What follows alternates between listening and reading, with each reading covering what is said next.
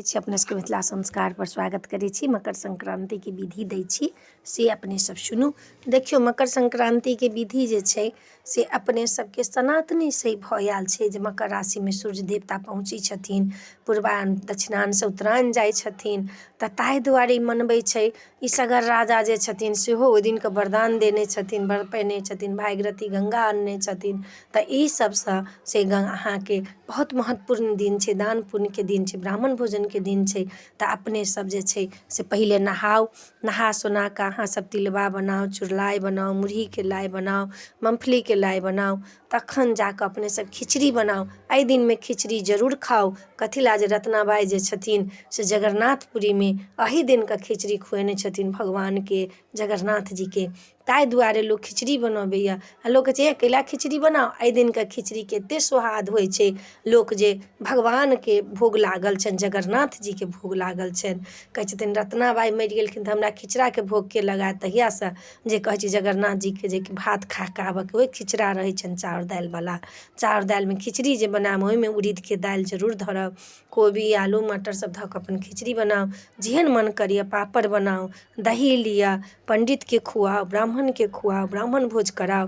तखन एक टाइम चूड़ा दही तिल सब खाउ, एक टाइम खिचड़ी बनाउ। एहि दिन के खिचड़ी के जगन्नाथ जी के भोग लगै छनि। आ ई खिचड़ी जे खायब तऽ अपने सबके जगन्नाथ जी के भोग के प्राप्ति होइत। जहाँ रहब तहाँ भोग के प्राप्ति होइत अपने सबके।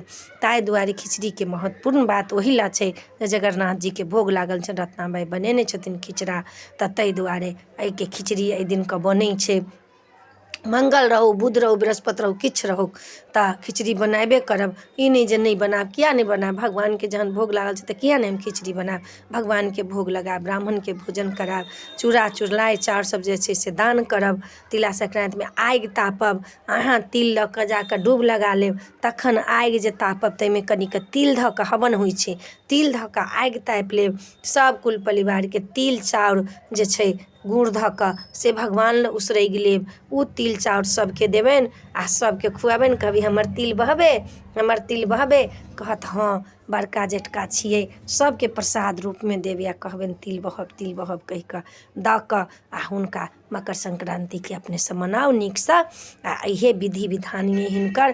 कतेक लोग जे बैगन के पकौड़ी बनेलक, तरुआ पकौड़ी सब बनेलक, चोखा बनेलक, आलू के चोखा बनेलक, रंग रंग के चीज लोक बना कऽ खाइए। ओहि दिन में दान पुण्य करिए। आगि लोक के तपबैया, आब जे जाड़ बहुत जाड़ लागल छै, बड़का टा के गोरौर ओहि दिन बना लैया।